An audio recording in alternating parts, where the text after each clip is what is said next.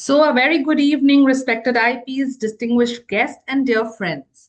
I'm Namrata Randeri from IPNet, and it is my great pleasure to welcome you all to today's webinar on Insights from the 28th Standing Committee on Finance Report, IBC Operations and Emerging Challenges. We are honored to have with us Mr. Rahul Parasrampuria, who's an advocate.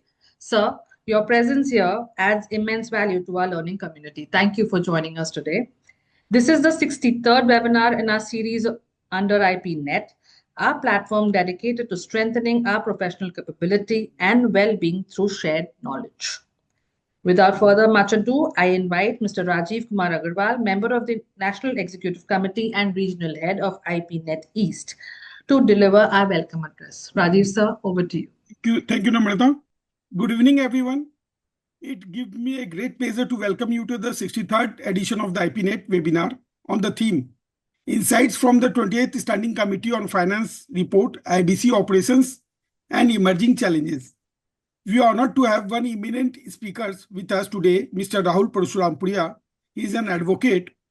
And a special note of thanks to Sri Ashish Makiza, President of IPNet, whose vision and leadership have played a vital role in building this vibrant, growing community. For those who are not yet members of IPNet, this is a great opportunity to join us. The membership link has been posted in the chat. We sincerely look forward to welcome you into our family. Over the years, IPNet has evolved into a powerful knowledge-sharing platform for insolvency professionals across India, with a mission to provide expert-led webinars, study circles, and practical workshops. Offer hands-on guidance for navigating complex IBC issues, maintain an exclusive digital portal with resources, updates, and member support. To our existing members, thank you for your ongoing trust and active participation. To everyone joining us for the first time, a very warm welcome. We encourage you to make full use of the opportunities and benefits that IPNet offers. Thanking you for being here this evening. Thank you. Over to Namrata. Thank you so much, sir, for that warm welcome and insightful start. Now I will play a short video that showcases IPNet's purpose, initiatives, and contributions.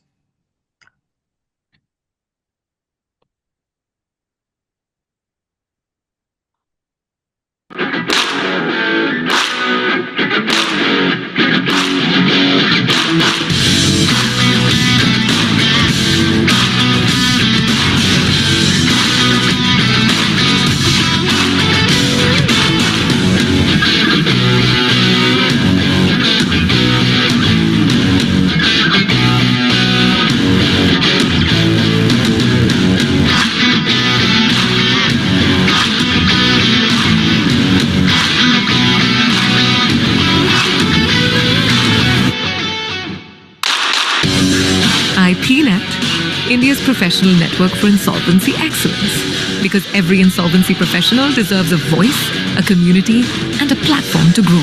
Building a united, progressive community of insolvency professionals, driving excellence across India. Every week, every topic, every insight, together. Led regionally, united nationally, ensuring every voice is heard. Together, we shape the future of the insolvency profession. Your personalized space for learning, networking, and growth, free for every member. Be part of the mission. Be part of the revolution. Be part of IPNet.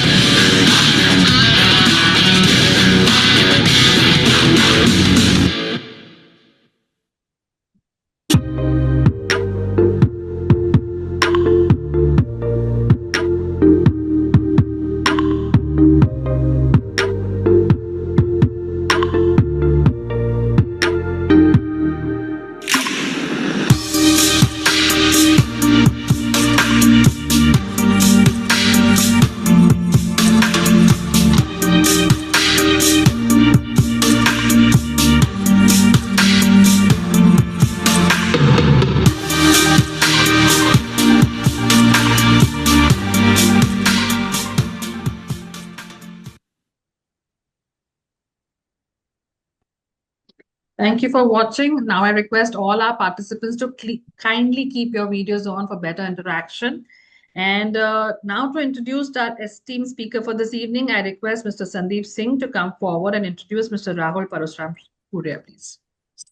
Thank you, Namrata. Advocate Rahul Parasrampuria, co-founder of PPA Legal, advocate and solicitor, is a corporate lawyer with a strong mix of corporate advisory experience and litigation expertise. A former company secretary with 9 years of practice in governance, compliance, and strategic advisory. He has over a decade of experience in corporate law, beginning from the CLB era. His practices focuses on the Insolvency and Bankruptcy Code, the Companies Act, and revenue laws, and he regularly appears before the Honorable NCLT, NCLAT, Honorable High Courts, and other forums. He has also trained around 100 insolvency professionals, contributing to the growth of the IBC ecosystem. His work spans in income tax, GST, and RERA, enabling him to deliver practical, commercially aligned legal solutions. He holds leadership positions in bodies such as the NCLT Advocates Bar Association, Kolkata, and the Direct Taxes Professional Association, and serves as a faculty for ICAI and ICSI. A strong advocate of technology in law, he is exploring the use of AI in legal, financial, and professional education. With deep domain knowledge and a commitment to mentoring professionals, he continues to contribute to IBC, corporate law, taxation, and legal advancement. Over to you, Namrita. Thank you so much, Sandeep. Ladies and gentlemen, it is my honor to invite Mr. Rahul Parasrampuria to address us on our theme today, which is Insights from the 28th Standing Committee on Finance Report, IBC Operations and Emerging Challenges. Over to you, Rahul, sir. So, am I audible? Yeah. Yes. Thank you, Namrata ji. Thank you, Rajiv ji, and thank you, Sandeep bhai. So it is a great honor for me to be here. So it is though it was on a very short notice. I think Rajiv bhai will acknowledge that. So yesterday we were amongst the august presence of Mr. Makhija. Mr. Makhija was here in Calcutta. So fortunately, I was also there, attended his session. And this fortunately helped me in taking the session in his platform today. So back to back, it is Mr. Makhija's weekend for me, I think. So yesterday I was there with him. So coming back to the topic, since uh, I was asked that to give a lecture on the IBC. So see, IBC is a very huge domain. It is like a ocean. We everybody know that IBC is now as itself from the very start itself, क्योंकि ये एक act नहीं है, ये code है. So it is an ocean in itself. सो इसमें एक एक टॉपिक, एक एक सेक्शन के ऊपर में we can deliver. There are hundreds judgment which are available, so that we can start and we can keep on moving in that. So we thought of doing something which is new and which is latest. So I think this is the first ever session which is happening on this, because in fact when I was researching through this particular topic, even I could not find anything on the system or the medias as of now. So the topic which we deliberately chose is the insights from the 28th Standing Committee on the Finance Report, the IBC Operations and the Emerging Challenges. So now, before moving ahead with the session and before taking you all into the report of the Standing Committee, so let me set the stage. See, as you everybody know that in this particular session, I will not be reviewing the IBC, because see, IBC is already being reviewed by the Supreme Court, by the courts, by the legislatures, and by everything. So what we will be doing in this particular sits, we will be getting the insights that what the committee has presented, how the committee has dissected this particular functioning of the IBC law which is there in our nation. So basically this is the 28th report and a legislative benchmark which is there by the committee, and which was presented to Lok Sabha on 2nd December. So it was presented on Lok Sabha on 2nd of December, and today on 6th of December we are already having an insight into this. We are dissecting it together. So I'll be looking forward for a dual communication, so that anybody who has any question or maybe would like to add some points, or maybe if I miss out some points, they can definitely just unmute themselves and just they can engage with it. So basically our focus is the committee methodology. Before, it is very important that how this report was structured and drafted by the committee, because हम लोग एक report को analyze करने जा रहे हैं. We are going to dissect that particular report. We are going to see that what has been discussed by the committee, the high empowered committee which has been particularly set up by the Ministry of Finance to look into the IBC framework.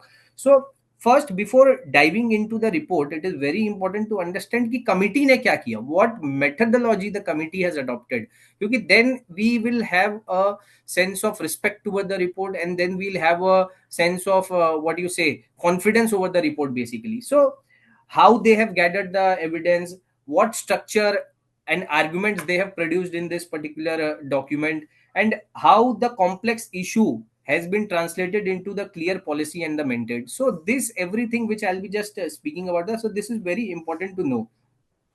And before proceeding further, let me give you the what is the twofold objective of this particular report. So first objective of this particular report is to assess the IBC's performance against its foundational goals. So everybody know that when IBC came into the picture, when IBC was introduced in the year 2016, there was a preset goal. The legislatures, the founders of the law had the preset goals, the purpose for which the IBC was introduced. So we know that the purpose could not be achieved as a whole itself, but we are somewhat close to the purpose, and we are thriving best to achieve the ultimate purpose and the goal in a best manner. So this particular report will assess the IBC's performance against the foundational goal. So what performance or what are the threats which was there, what are the shortcomings which was there, which the insolvency professionals are facing, which the COC is facing, which the other stakeholders are facing to achieve the foundational goal of the IBC. And the second most important objective which this particular is to identify the systematic failure. So the second most thing is what is the failure, what is the gap basically which we the stakeholders, the most important pillar of the IBC, the insolvency professional has to look into, so that the code can reach to its full potential. So that is the ultimate thing, which is the twofold aspect which this particular report has dealt with it. So now coming to the architectural blueprint of this particular report, that how this report has been made or has been drafted or has been framed so that we the stakeholders can take advantage out of it. So the structure is parliamentary in nature. So because this particular report is basically placed to be placed into the Lok Sabha and the Rajya Sabha, and thereafter the necessary changes after it is being approved will be made. So if I talk about the structure, there are two parts to the report. So the first part is the narration and analysis. What do you mean? What do I mean by narration and analysis? What I have taken out is that basically in the narration and analysis, because the time given to me is 1 hour, and it is not possible for me to read the page by page and take everybody to the page by page. But my endeavor will be to discuss the report in an essence that what they are trying to say. So the first part, basically the narration and analysis of the report, is what I felt is the evidence part, basically that how the committee has procured the evidences of the IBC as on date, that how they have worked, that what is the percentage of recovery, that how many admissions have been made, that how many insolvency professionals have been held in the disciplinary committee. So there have been evidences which has been gathered. So this is not just the factual evidences gathered from the website. What the committee has done, they have entered into a dialogue with MCA officials, they have entered into a dialogue with the IBBI officials, they have entered into a dialogue with the NCLT. So they have entered into a one-to-one meeting with the individual person, the bank GM, DGM, and everybody, the high top levels, the directors have been involved in this particular report making, which you will just, when you will have a glance, if time permits, I'll just show the report as well. Otherwise I have prepared the PPT, so if time permits. So basically the first part is basically the evidence which the committee has gathered, and then comes the second part, which is the observation and the recommendation of the committee. So I will now, most importantly, I will stick to the second part of the report, which is the observation and the recommendation, basically the judgment phase, basically the judgment given by the committee, if in a lighter note, because we now insolvency professionals are very savvy with the legal term and terminologies, because we very often visit to the NCLT and NCLT. So that is the thing. So now, how the report moves, how the structure the report has been structured. So the report has been structured from the historical failure of the prior laws. The report is starting from how the DRT laws, how the SICA and all these structures which were prior existing to deal with the insolvency and the bankruptcy has failed, and then has led the IBC to come into the picture. So currently there are 4 pillars for the success of the IBC. Everybody know the IP, the IU, the adjudicating authority, and the IBBI. So these all 4 pillars have a different set of roles in the code itself, which is prescribed. So the committee has discussed with each of them, the IPAs, the institute, the IUs, the adjudicating authority, the IBBI board, the executive directors of the board, and they have verbatim copy and pasted what they have said in the report. So it is a very good read if everybody can just go through and read that particular report. So it is a very good read, that what the legislatures, what the IPA, what the bank managers, what the COCs think, what they think the gap is, because everybody has their own set of requirements in the law which they are looking for. So SRA may be looking for RA may be looking for a different set of reliefs, or the IPs may be looking for a different set of SBODs may be looking for a different set of reliefs. So each one is having their different wants from the legislature. So now coming back to this particular report, I'll just can I be allowed to screen share? Yeah. Sure. Yes.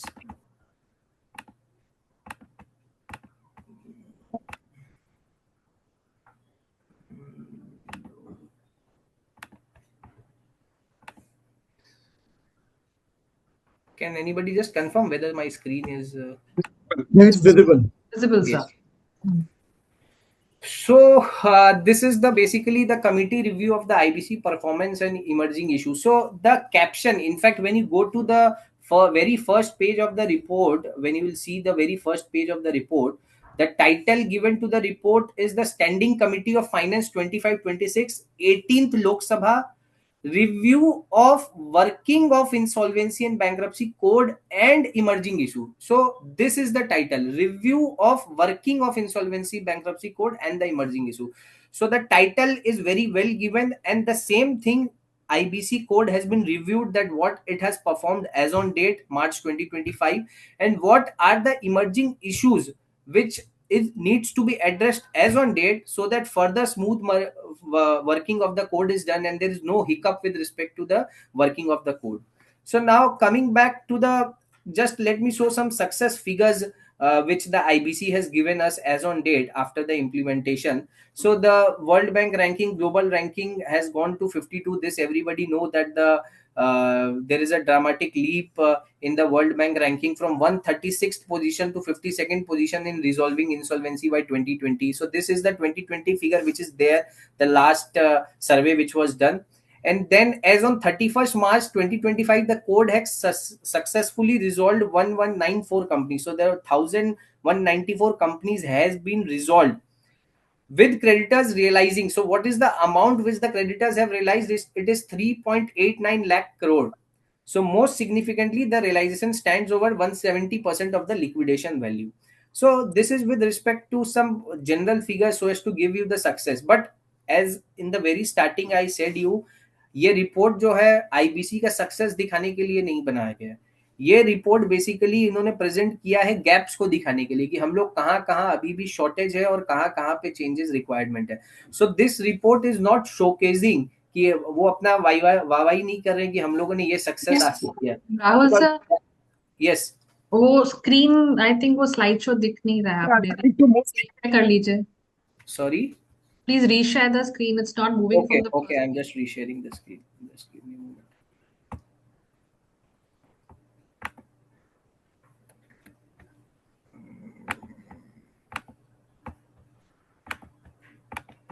Please confirm, is it visible now?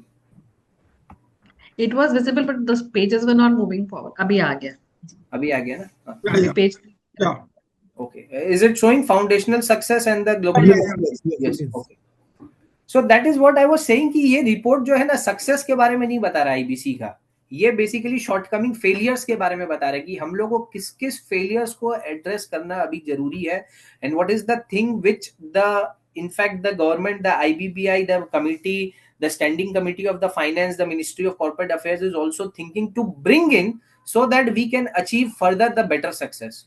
So what the part of discussion will be more on the shortcomings of this particular act. So as I said, there are system friction points which needs to be addressed by the committee, and which the committee has very well addressed.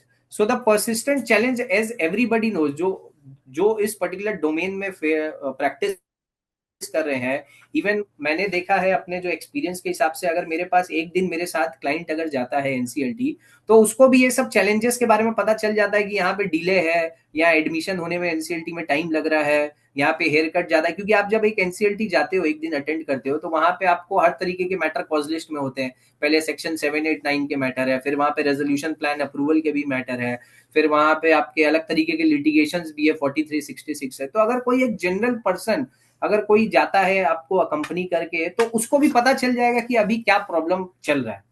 isn't it correct if everybody can just तो ये ऐसा चीज नहीं है कि किसी से छुपा है। कोई 2 घंटा अगर एनसीएलटी में लॉग इन करके भी देख लेगा तो उसको पता चल जाएगा, अरे ये तो प्रॉब्लम है भाई यहाँ पे। तो even a Tom Dick and Harry who has no knowledge about this subject will go and sit, he will get to know कि कहाँ ये शॉर्ट कमिंग है। So the very first thing is the protracted delay. ये जो NCLT excess litigation है, yesterday Mr Makhija was also mentioning की cause list में आप देखोगे एक एक सीपी के अंडर में 30, 40, 50 आईएएस पेंडिंग है। अब एनसीएलटी करे भी तो क्या करे, अगर एक एक आईए को 15 मिनट 20 मिनट भी देता है, तो आप 30, 40, 50 आईए में सोचिए, एक सीपी को हियरिंग करने में एक दिन निकल जाएगा। तो स्टैंडिंग कमिटी में ये इन लोगों ने रिपोर्ट में बोला है, मैं आपको दिखा रहा हूँ आगे है, कि अगर वो अपना जो पेंडिंग आईएएस को सुने, जो total 30,600 something matters are pending, अगर उसको सुने अगर प्रॉपर्ली एनसीएलटी, तो that will take 10 years to complete the matter, a decade to complete the matter. So that is the shortcoming. So the main reason for delay is the excessive litigation burden in overwhelming NCLT capacity. So सबसे बड़ा constraint जो है वो है the ratio of pendency and the ratio of the members or the benches which is existing. So अभी as on date जो NCLT benches है, there 30 benches है। अब वो 30 benches के हिसाब से जो ratio of pendency है, that is not appropriate, because there has to be a ratio which has to be maintained, because otherwise there is a plight of judges also. We have to understand the plight of the members also. So they are also human beings. So it is not practically possible कि वो इस तरीके से dispose of कर पाए। और दूसरा बात है कि वो बिगर सुने, बिगर रीजन एंड ऑर्डर दिए डिस्पोज भी नहीं कर सकते, because there is a principle of natural justice. तो वो भी नहीं होता है कि आपको रिप्लाई रिजॉइंडर का टाइम देना ही है। people are taking time 2 weeks 3 weeks, then thereafter again they are failing to file the reply. So in fact the pleadings get completed in 3 to 4 months. So that is the difficulty. और जहां पे respondents एक से ज्यादा, 2 से ज्यादा है, तो वहां तो फिर और बात ही छोड़ दीजिए। कोई नहीं मिल रहा है रिस्पोंडेंट्स, तो उसके लिए paper publication and everything. So there are lot of hardships which is both the side of the bench as well as from the side of litigators as well. So that is the thing. So this particular, अब ये delay का effect क्या हो रहा है, ये जो delay हो रहा है इसका अल्टीमेटली जो सिग्निफिकेंट इम्पैक्ट है वो वैल्यू इरोजन हो रहा है। आप डिले का हो रहा है, देखिए वो एक अलग चीज है कि टाइम कंज्यूमिंग हो रहा है, बट इसका डायरेक्ट इम्पैक्ट जो है value erosion of the property of the corporate debtor, और जो कॉर्पोरेट डेटर का सीआरपी वैल्यू उसमें अल्टीमेटली जो है हो रहा है। And that is undermining the courts time bound resolution mandate. क्योंकि मैं क्या बोला था आपको स्टार्टिंग में कि the foundational objective is the time bound resolution. The preamble of the code में ही लिखा हुआ है टाइम बाउंड रेजोल्यूशन, और वो ये डिले के चक्कर में जो है it is going for a toss. Now coming to the second challenges, which is training the IBC capacity, admission bottleneck. So आप everybody knows कि आज सेक्शन 7 और 9 को एडमिट करने में कितना टाइम लग रहा है। Sir, एक क्वेश्चन था कि Yes. in case of we saw that in the Singapore actually they are processing very fast compared to India. So can we just learn their system and then adopt in Yes, our? you are very correct, sir. What you are saying is that ये अभी report में मेरे आएगा। अभी इन्होंने बना दिया है कि एक तो देखिए जो सेक्शन 9 और 7 के बारे में इन्होंने जो सेटअप किया है कि एक प्री मेडिएशन स्टेज सेटअप किया, बिकॉज इनफैक्ट इन लोगों ने रिपोर्ट में भी ये बात लिखी है कि कितने करोड़ों का डेट जो है वो बिफोर एडमिशन ही सेटल हो गया। तो एक फाइनेंशियल डिसिप्लिन आ गया है हमारे जो सेक्टर में, जो बिजनेस सेक्टर में, जो इकोनॉमी में आईबीसी आने से क्या है, डेटा क्रेडिटर का एक रिस्पेक्ट हो गया अलग से। तो एक ये जो फाइनेंशियल डिसिप्लिन आ गया कि अब आपको पता है कि मेरे पास टाइम लिमिट है, otherwise the demand notice will be coming, otherwise section 7 will be filed. तो ये एक आने से एक फाइनेंशियल डिसिप्लिन आ गया, तो बहुत चीज सुधरा भी है। और रहा आपका बात जो आप सिंगापुर का बता रहे हैं, so we are also in the process of adopting some routes, some process whereby हम ये 7 और 9 और 10 का जो एडमिशन का टाइम गैप को कम कर पाए। क्योंकि ये जो एडमिशन में जो टाइम हो जाता है ना, इसमें क्या है, corporate debtor enjoys and they deplete the values of the corporate debtor further. जो हम एवरीबडी नोज कि उसमें क्या होता है, सब जो 43 66 है, ये सब उसी पीरियड के बाई प्रोडक्ट्स है जो हम लोग को बाद में डील करना पड़ता है। क्यों? बिकॉज जब व्हेन दे नो कि अब 7 9 एडमिशन होने वाला है, so they started mishandling the company, they start working in their whims and fancies. तो ये सारी सिचुएशंस है। सो इनफैक्ट बहुत सारी चीजों के लिए उन्होंने फास्ट ट्रैक कोर्ट भी सेटअप करने का बात हुआ है, जहां पे डेडिकेटेड ट्राइब्यूनल बैठेगी जो सिर्फ 7 और 9 को हियरिंग के लिए सुनेगी। तो दे आर 2 3 प्रपोजल्स, हम आगे देखेंगे कि हाँ। जहां पे आप 7 और 9 को डील करने के लिए एक बेंच को बैठा दिया जो सिर्फ एडमिशन मैटर सुन रहा है। हाँ हाँ, लेकिन और एक चीज था कि जो sir because of SARFAESI the importance of IBC, लोग bank are preferring going for SARFAESI and they are not coming for IBC, that is also there. Yes, तो मेन रीजन यही है ना सर, टाइम कंज्यूमिंग और एक कॉस्ट वाला फैक्टर है। तो ये सरफेसी और आईबीसी का देखिए, वो अल्टीमेटली एक ऑब्जेक्टिव, आपके पास दोनों चीज है। So you have to see what is your advantage, आप किस स्टेज में हो, आप किस पोजीशन में हो, आपको अपने आप को देख के चॉइस करना है। So there are both the, in fact अभी जो बैंकर्स है सरफेसी में बहुत जा रहे हैं, in fact what you can also acknowledge that fact, but there are multiple reasons for going in SARFAESI and there is a multiple reason for going in IBC. So that may vary upon the case to case basis as well as the call of the bankers as well. So let me just proceed further with the slide. Yes, sir. So Okay, sir. Okay. I'll try to answer in between. So thank you for your question in between so that we can have this. So this admission bottleneck, we have already discussed that I think the slide has gone again. Yes. Yes. So anybody can just confirm slide, because when I saw this, yes, thank you. Persistent challenges. Yes, sir. Yes. So admission bottleneck we have discussed. Then coming to the creditors haircut. So this is the main issue which is surrounding the substantial creditor haircut, which continues to generate the dispute, the stakeholders' confidence in the process. So now this particular aspect is also being considered, that how this particular aspect, because creditors haircut में आप देखोगे section 53 में जो operational creditor है, they are falling at the end. अब वहां पे क्या है, जो ये एमएसएमई वाले सेक्टर है, they are of nowhere, either उनको कुछ मिलता है तो एकदम ना के बराबर, और या तो मोस्ट ऑफ द केसेस में जीरो ही मिलता है। तो एक तरफ तो गवर्नमेंट यहाँ पे एमएसएमई को प्रमोट कर रही है, आप देखिए कि एमएसएमई करो, एमएसएमई में लॉ ले आओ, इतना आपको लॉ में भी जो है वो रिलीफ्स और वो सब दे रही है कि आप एमएसएमई सेक्टर में वर्क कीजिए। और यहाँ एक तरफ कॉन्ट्ररी एमएसएमई को जिस पोजीशन में एज अ क्रेडिटर में आप देखेंगे, जब when they are falling into a waterfall mechanism, they are with empty handed, कुछ भी नहीं है। तो ये थोड़ा सा कॉन्ट्ररी जा रहा है, which is the again the idea of the government. So that is why the committee has proposed कि इस एंगल में जो है थोड़ा सा वर्क किया जाए. So then there is a framework gap which we can see if I think somebody needs to mute. Implementation of the individual insolvency and the pre-packaged insolvency. ये pre-packaged insolvency it came with a thunder, but वो एकदम silent हो गया. So I think there are very few matters in Calcutta NCLT also. I think there are 2 or 3 matters, and one matter which I am part of it. एक matter जो चल रहा है which I am doing it, I am a part of it that. But that is also very slow pace. वहाँ पे IP की fees नहीं मिल रही है. IPs are not interested to take up the matters because वहाँ पे structural और फ्रेमवर्क का गैप है. So there are lot of things which is needs to be done in this particular individual insolvency and the pre-packaged insolvency. So this was just a brief pointers basically. Then let us see what this particular thing we have in the report. What exactly in the report has been discussed about the thing. So just give me a moment. I'll just open the report. Yes. Yes. So coming back to this, the delay thing, basically, I have missed this. Yes. So there, the post-resolution efficacy, the clean slate challenge. So this is the emerging challenge which is usually happening कि आपका resolution plan approve हो गया.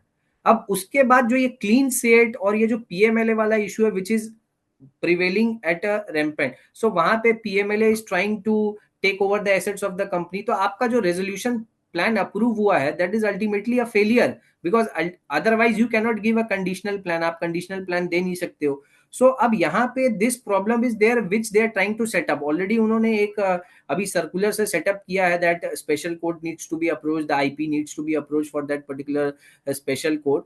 And there are other, apart from this clean slate, if you can see the very right hand corner of my slide, that despite resolution approval, the critical obstacle persists. क्या है? Delay in obtaining necessary clearance from the government agencies. आप अगर resolution applicant हो, आपने successfully resolution करके company को, corporate debtor को ले लिया है, you are, the management has change, still you find it getting a clearance from the government agencies. अब आपने लेने के बाद तो आपको तो वो बिजनेस रन करना है, you have to run the business, you have to run the cycle again. अब उसमें when you approach to the government agencies, so now these government agencies are not so keen or interested in giving the necessary approval very easily. Then again there is a difficulty in securing the fresh bank finance due to the retained defaulter status. अब क्योंकि आपका जो corporate debtor का नाम वही रह जाता है, there may be a situation where plan तो अप्रूव हो गया, कॉर्पोरेट डेटर रिवाइव्ड हो गया, मैनेजमेंट नया आ गया, बट अभी तक पर्सनल इंसॉल्वेंसी जो है उनका पुराने डायरेक्टर्स का वो चल रहा है. There is a lack of transparent mechanism for no dues. So this is in line कि एक no dues certificate जो है resolution applicants को दिया जाए, तो which will act as a accelerator कि this no dues certificates के basis पे अगर कोई financial institutions को या कोई government agencies को अप्रोच किया जाए, so they may not be put into a backstage. So उनको एक support दिया जाए so that they can able to just run the company, they can run that particular enterprise which they have acquired through that particular process. So coming back again to the delay, this is some of the figures which I would like to show, and most of you will acknowledge this figure कि एक average CRP duration जो है which the code has given, which this particular report has said, is there is a 713 days. So which is far more than the statutory time limit of 330 days. We everybody know that 330 is the maximum time limit for completion of the CRP, but what actually happening is 730 days. It is more than the double. So this is the reason which is hampering the ultimately straining the particular IBC infrastructure or maybe the ecosystem for the purpose of getting the foundational goals. So that is the reason. We'll discuss that what is judicial shortage है, frivolous litigation, ये हम लोगों ने discuss किया था, ये multiple है. But keeping that aside, lot of revamping is required in the rules as well. Lot of revamping is required into the framework so that this timeline, because ultimately this timeline acts into getting the value maximization of the corporate debtor. So जितना delay होता जाता है वो उसका value, because हमको सबको पता है डिले होता है, 10% रिडक्शन करना है फॉर्म जी, फिर आप इशू करोगे तो आपको अल्टीमेटली वो उसका वैल्यू नहीं मिल रहा है. तो जितना अगर चीजें डिले होती जा रही है तो उस चीज की वैल्यू और डिप्लीट होती जाती है. So that is a general understanding what we ever understand with respect to this. So now the most important thing which the this report says is about strengthening the judicial capacity. और ये जो appeal भी है, आप देखोगे resolution applicants जो unsuccessful resolution applicants है, they are here and there approaching NCLT with the IAs, they are approaching the appellate tribunal, and which is causing the holding up of the resolution plan. तो अब उस चीजों के लिए there are certain solutions, there are certain key issues which has been addressed or which has been identified by the committee and has been placed before this thing in the report. So let us see what are those. Expedite NCLT expansion. So this is very important. As I told that one of just a question was there regarding 7 and 9. So there is in a pipeline की एक 7 और 9 admission और 10 के admission के लिए एक अलग से bench setup हो, so that they are only hearing the admission matters, so that at least admission is not taking the time, क्योंकि pre admission stage जो है वो भी बहुत लंबा हो जा रहा है. सो दैट आप अगर सेक्शन में देखोगे तो वहां तो 14 दिन का टाइम दिया, and that can not practically in any case be possible कि 14 दिन के अंदर में ही हो जाए, बिकॉज आपको रिप्लाई देना है, रिजॉइंडर देना है, उसके बाद दीना बैंक में सप्लीमेंट्री एफिडेविट का भी डायरेक्शन है सुप्रीम कोर्ट का कि अगर इनफैक्ट प्लीडिंग कंप्लीट भी हो जाए तो उसके बाद भी अगर आपको कुछ कोराबोरेट करने के लिए एविडेंस देना तो आप दे सकते हो. There are lot of issues involve. So 14 days is practically not possible, and in fact that is a directory provision as well, that is not a mandatory provision. But even after that the admission is taking 1.5 years, 2 years, 2.5 years. अभी भी आप देखोगे NCLTs में matter चल रहे हैं 2022 2023 के CPs pending है फॉर एडमिशन. तो this is one of the reason which is making this particular IBC system a little a backlog. So that is the thing. So ये इसके लिए there is a NCLT expansion in plan जहाँ पे members will be recruited. What I heard is near about 100 members will be appointed, so that multiple hearing, multiple things will be happening. 7(9) का अलग, Companies Act का matter अलग. So lot of things will be in a way so that this backlog crisis can be handled. So then coming to this operational accelerating the integrated technology platform for centralized case management. So this particular is basically for the side of the department, so that they can have a proper platform for the managing the cases of multiple this particular thing. Then mandatory admission framework, the IBC Bill 25 proposed mandatory admission of the financial creditor. So what, because see, आपको पता है कि section 7 में the defense is with respect to the limitation. The only defense which is there with is with respect to the limitation, majorly on merits, which I am saying. So technical defects आप ले सकते हो, they are curable defects, और ये सारी चीज के हैं. फिर उसके बाद जो जजमेंट है कि सॉल्वेंसी ऑफ द कंपनी है, अगर कंपनी सॉल्वेंट है तो the call of the NCLT whether to admit में, it is upon the description of the NCLT, और that may vary on the case to case basis. और section 9 में we know there is a dispute which is one of the major defence which is available to the corporate debtor, then limitation of course is there. So they have kind of, और अभी ये जो everybody's note जो record of default आ गया है और information utility आ गया है, when there is an already record of default which exist, तो उसके बाद कुछ बचना नहीं है कि सेक्शन 7 में एडमिशन का. So that is why they are thinking of bringing in the mandatory admission framework, so that section 7 में जो time loss हो जाता है, जो bankers का confidence loss हो जाता है, और जो NBFCs का है, so that can be shortened so that at least the admission can time start on time. उसके बाद जो process का है उसके लिए तो they have already certain things in the in hand, but जो admission में जो time gap हो रही है उसको भी address करना is a very important. So that is why they have come up with a mandatory admission framework. So that will be in a designed way, mandatory admission framework. So that is there in the pipeline. Then the very important thing is the appeal deposit requirement.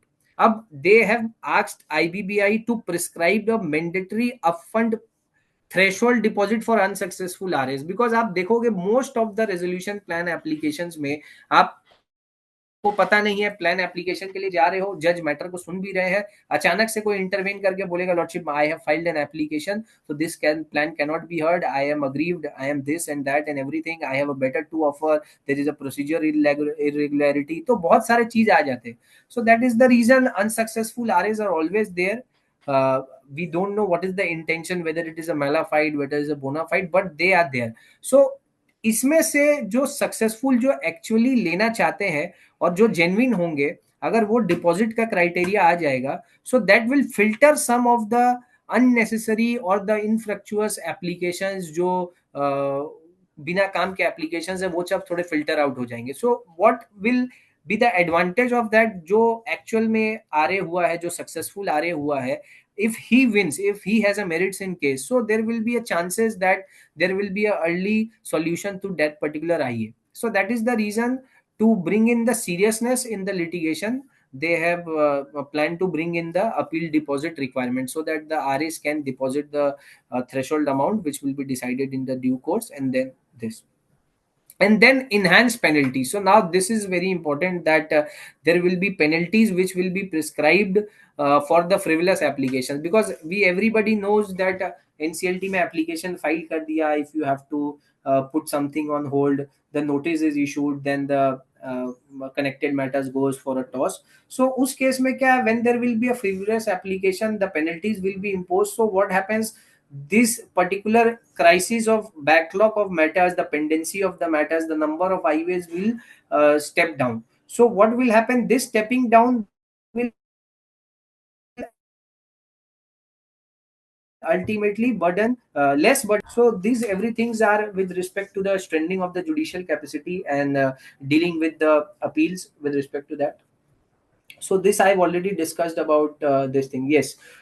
So now there is also a valuation reform which the committee has proposed, that there has to be a reform in the valuation, that how the assets have been valued, how the corporate debtor are being valued during the CRP. So they are trying to bring in one particular aspect, that is the enterprise value focus.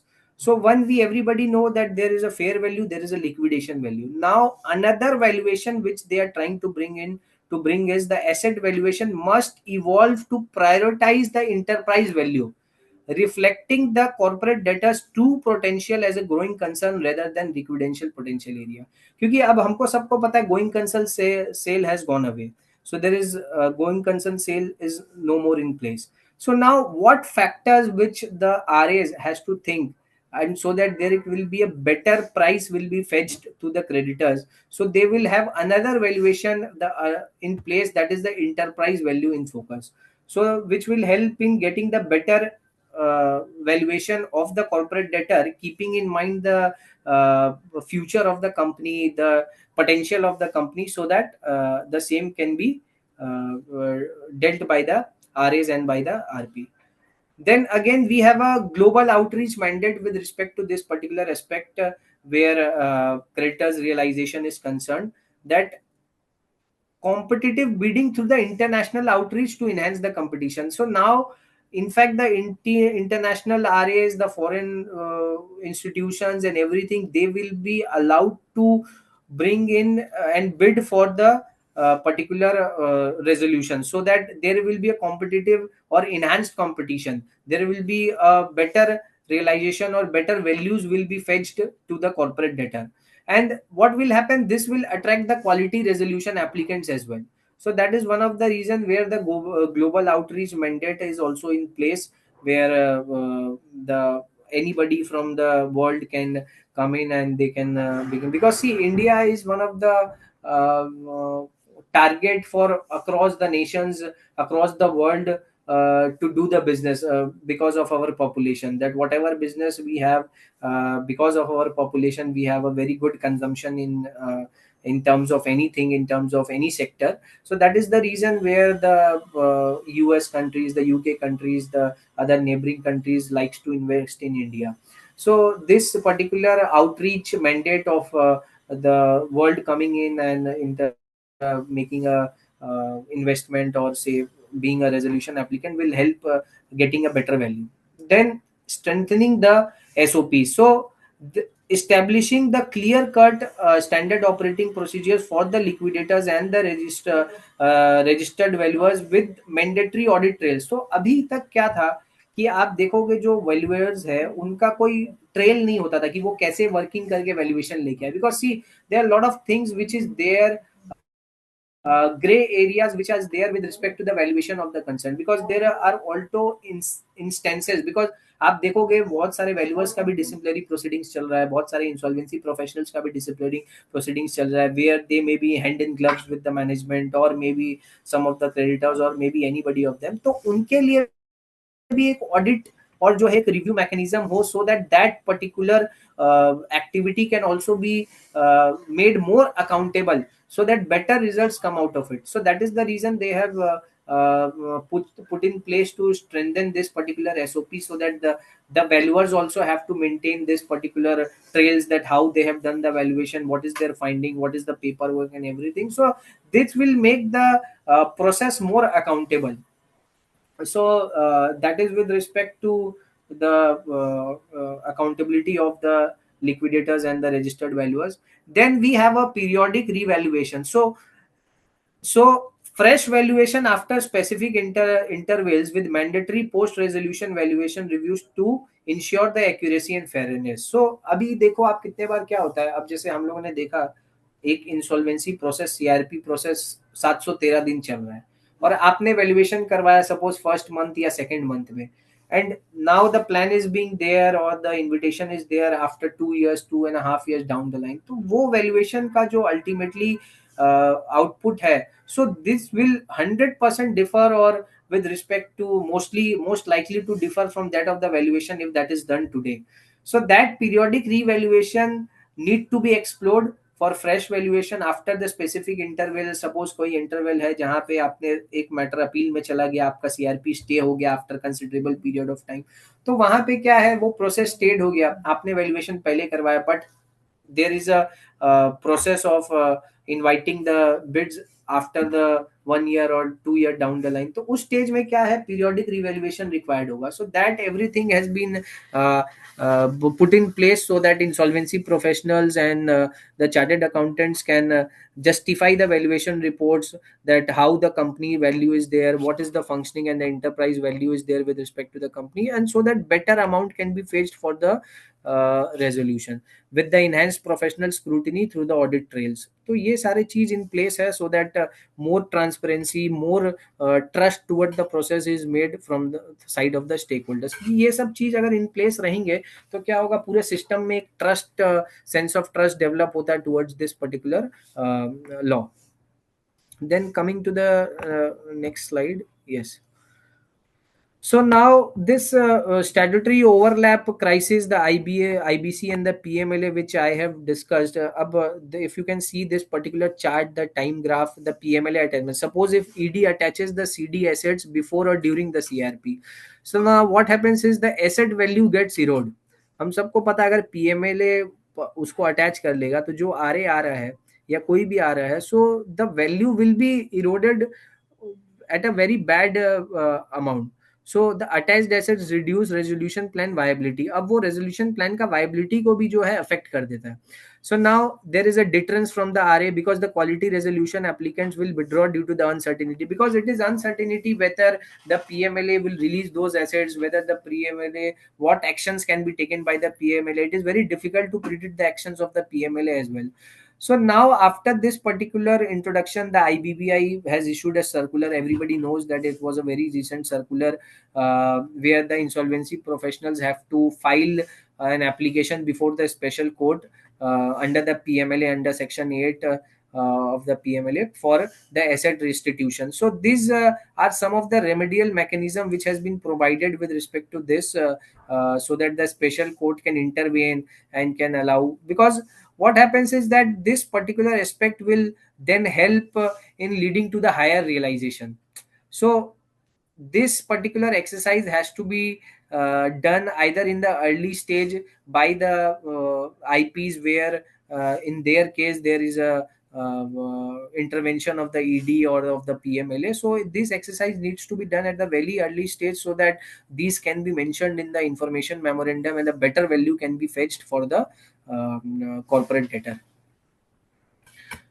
So then coming to the resolution professional integrity and the oversight with respect to the enhanced oversight in the process. So the committee has identified the persistent concern regarding the competence and the possible misuse of power by the resolution professionals. तो अब committee ये सब क्यों कर पाई, ये जो concern है ये आइडेंटिफाई क्यों कर पाई, because there are lot of disciplinary proceedings which has been pending and there are near about 64 IPs for which the in fact the license has also been cancelled. So there has been instances which is there before the committee, and then on the basis of which they have identified that what is the major reason. So the some of the reasons for the integrity of the resolution professionals are questioned is because of the collusive conduct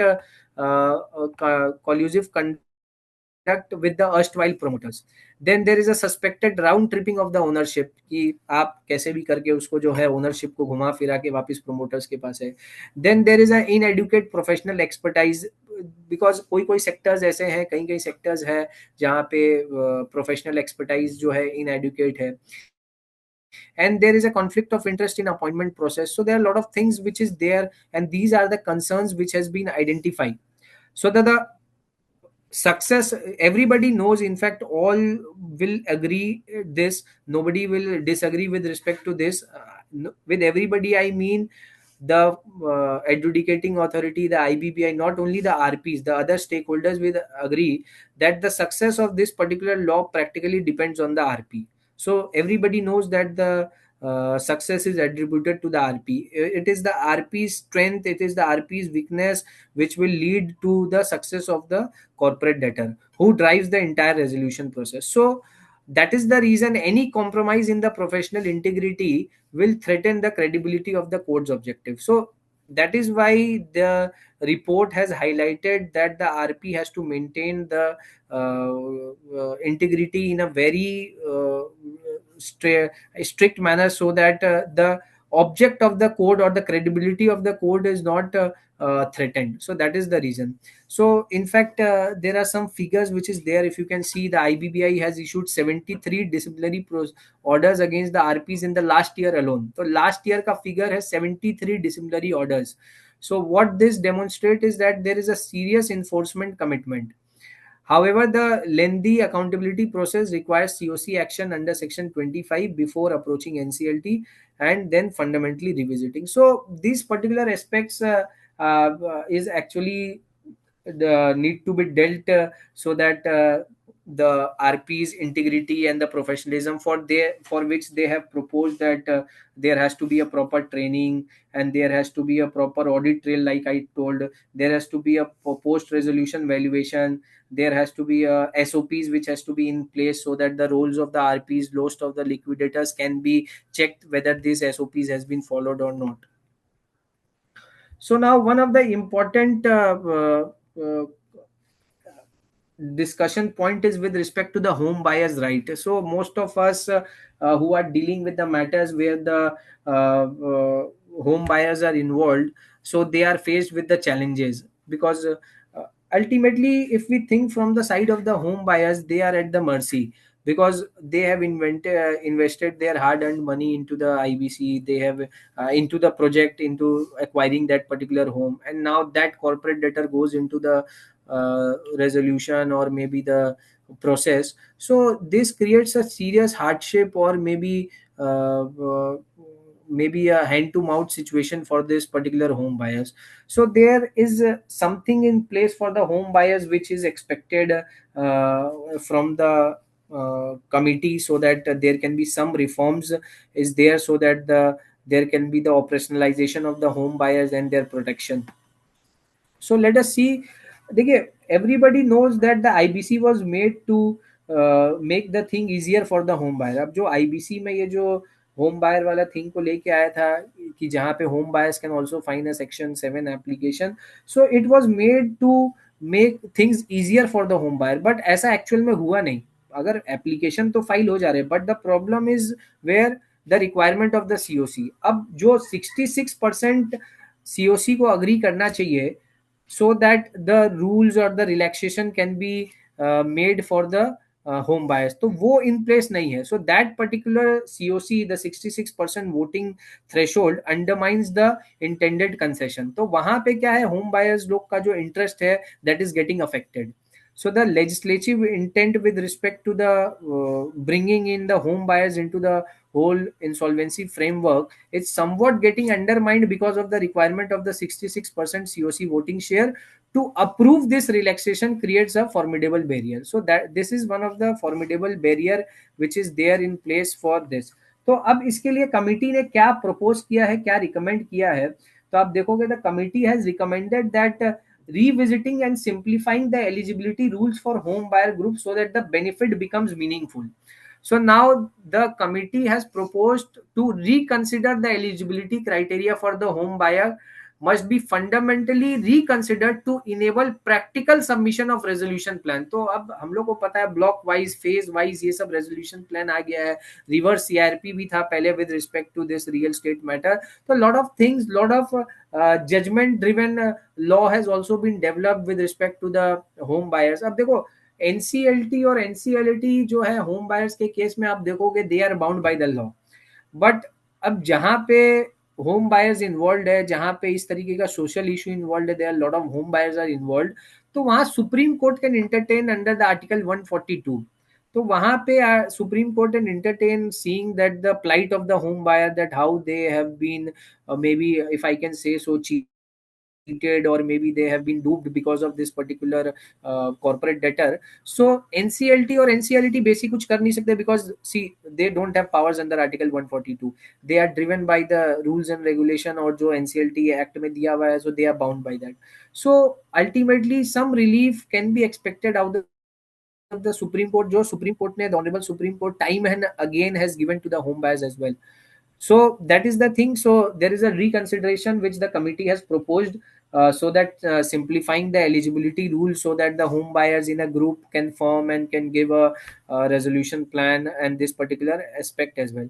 And the another thing which the committee has proposed is the inter-ministry coordination. So that is very important कि committee ये बोला कि MCA जो है वो other ministry से, other ministry क्या हुआ, ministry of housing and urban affairs, ministry और रेरा डिपार्टमेंट हो गया, तो ये सब के साथ, बिकॉज ये क्या है अभी ओवरलैप कर रहे हैं थोड़ा सा, there is unclarity which will prevail, what will prevail, there is a conflict between these particular statutes as well, RERA हो गया, मिनिस्ट्री ऑफ हाउसिंग का कुछ सर्कुलर नोटिफिकेशंस हो गया, तो कहीं कहीं कहीं ओवरलैपिंग हो रहा है. So that is why the ministry has asked कि आप लोग आपस में भी जो है ये इंटर से कोऑर्डिनेशन करिए, so that this particular home buyers are not put to jeopardy. So that is the, और अल्टीमेटली जो है एक effective law with respect to the home buyers जो है आ जाए. So that is the reason the ministry have come up with considering this particular aspect. तो अभी ये दो चीज के बारे में basically the ministry has recommended कि एक जो इंटर मिनिस्ट्री कोऑर्डिनेशन हो और reconsideration of the eligibility criteria. So now coming to the this particular cross-border insolvency framework with respect to this, what is there in place for the cross-border insolvency, a critical need in India's global economy. So this is the need of the hour. तो ये जो cross border insolvency framework build करना और in place होना is need of the hour for the India's corporate sector, because there are Indian corporates और entities जिसके जो आप देखोगे एसेट्स है वो multiple part of the globe में एग्जिस्ट कर रहे हैं. The creditors are spread to multiple jurisdiction across the world, across the globe. तो अब उनको कैसे डील किया जाए. अब उस केस में क्या है, अभी आज के डेट में देयर इज अ वैक्यूम, और ये वर्ड लिखा हुआ है रिपोर्ट में, दे हैव देमसेल्फ रिटन, अगर मैं वो लाइन पढ़ूं, the committee further note that the current vacuum in the well-established framework to handle the cross-border insolvency dispute under IBC is causing significant losses in high-value cases and making asset recovery and settlement tedious. तो अब जाहिर सा बात है कि ये सब जो होगा जहां पे क्रॉस बॉर्डर इंसॉल्वेंसी और क्रॉस बॉर्डर एसेट्स इन्वॉल्व होंगे, तो that will be more naturally the high value cases. So that is ultimately jeopardizing that particular process. वो जो सीआरपी प्रोसेस उस कॉर्पोरेट डेटर का है, so that particular is being jeopardized because of non-availability of this particular framework and infrastructure. So now what is in place with respect to this particular thing is that they have proposed that there has to be a selective approach. So the resolution of cross-border insolvency cases, the Ministry of Corporate may consider adopting the unilateral rule. अब इसके लिए ministry ने क्या बोला है, ministry बोला है कि यूनिसेट्रल मॉडल को अडॉप्ट करिए with respect to this particular global framework with respect to the insolvency, but there has to be a selective approach. ऐसा नहीं कि आप आंख बंद करके वो जो यूनिसेट्रल लॉ है जो फॉरेन वाला आप उसको अडॉप्ट करोगे, बिकॉज इंडिया का जो सिस्टम है, जो इकोनॉमिक सेक्टर है, इसका जो अप्रोच है, इसका जो पोजीशन है, that is different from that of the other countries. तो आप अगर उस पर्टिकुलर यूनिसेट्रल मॉडल को ब्लैंकेटली अडॉप्ट कर लेते हो तो that will again further deplete this particular process. So that is why we have to have a selective approach कि वहां से हम selective adaptation करें. आप देखिए यहाँ पे मेरे स्लाइड में लास्ट में है, होलसेल एडॉप्शन में inadvertently grant foreign creditors priority. अब क्या होगा अगर आप यूनिसेट्रल मॉडल को आप होलसेल में पूरा एक बार में वैसे का वैसे ही अडॉप्ट कर लिए, तो उस केस में क्या होगा, फॉरेन क्रेडिटर्स को हो सकता है कि प्रायोरिटी मिल जाए over the domestic creditors. So they may be in an advantageous position with that of our own domestic creditors.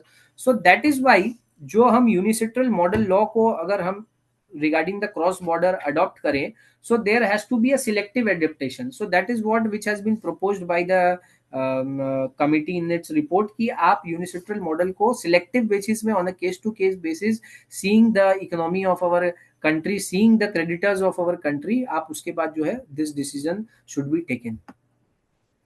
So then this is the very important mechanism which has been introduced again. ये किस लिए introduce किया है advance ruling mechanism को? कोई बता सकता है what is advance ruling mechanism? Just with the idea IBC में क्यों इंट्रोड्यूस हुआ है? बिकॉज बहुत देर से मैं तो ultimately I am seeing the PPT and speaking because even I can not see the faces as well.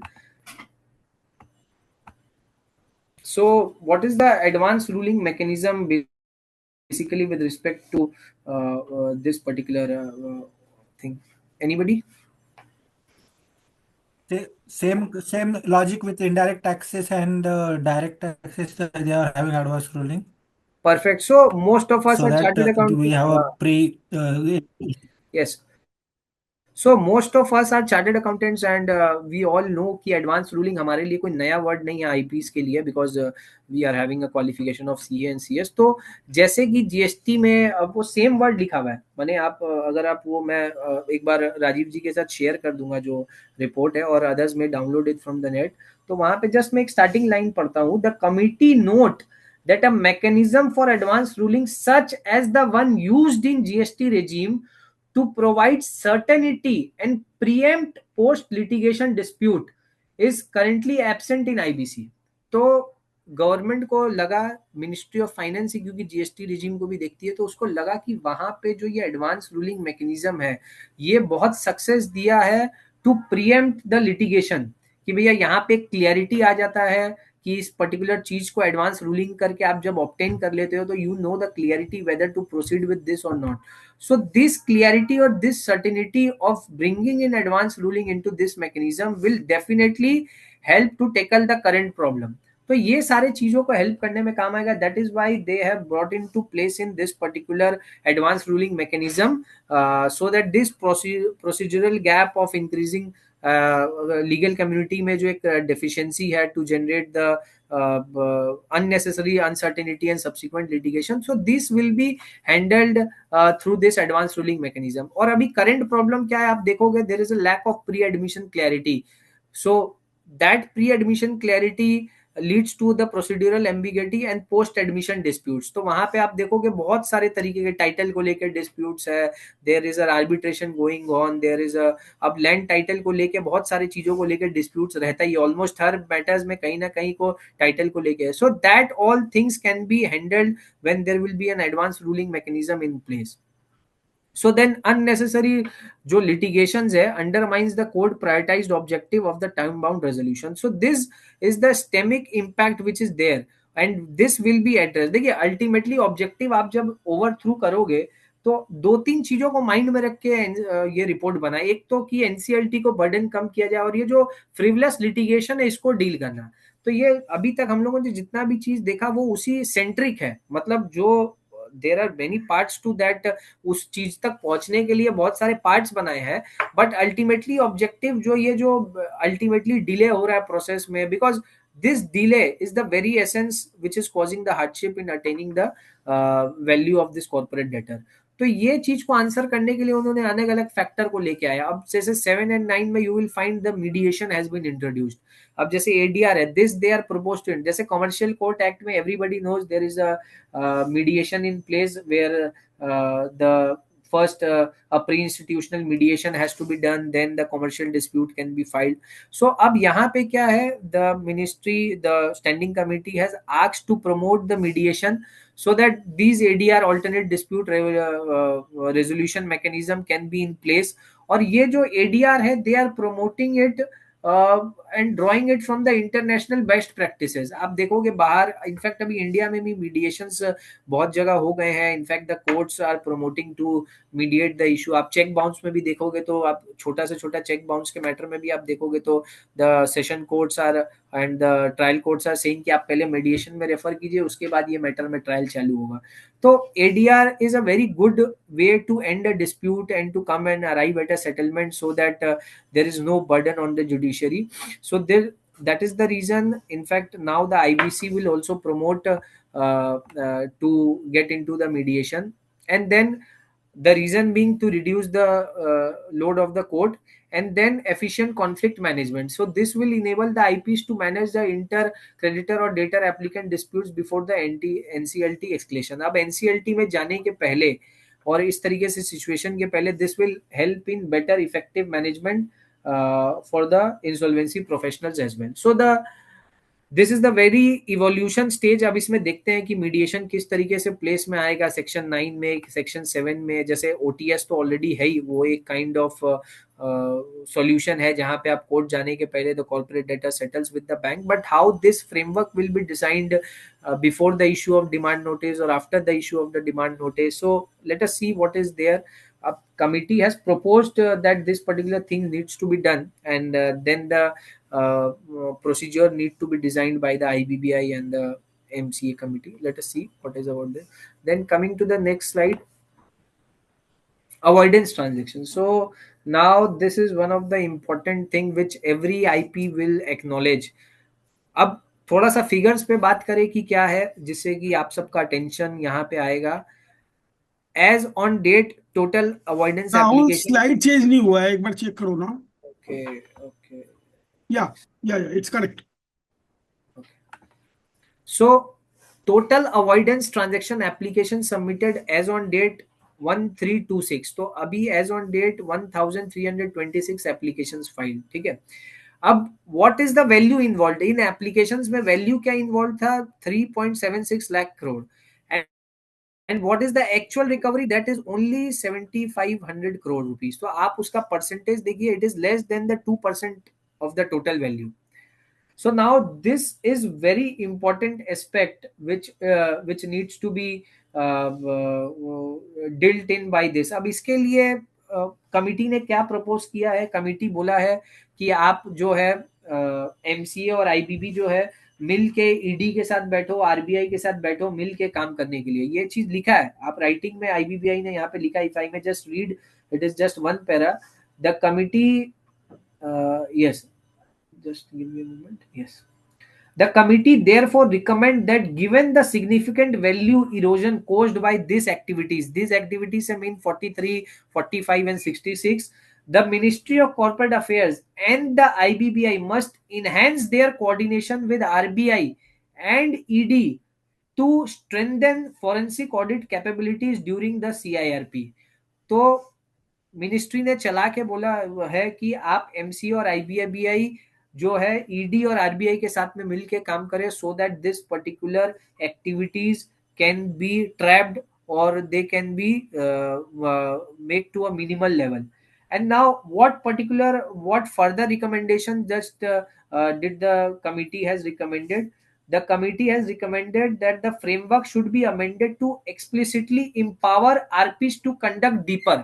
अब आरपी को, और अभी क्या है, हम लोग RP basically what the practice of the RP is that with respect to, एक तो 35A को हम लोग कंप्लाई करते हैं, ओपिनियन फॉर्म करना, डिटर्मिनेशन करना और ये सारी चीज करना.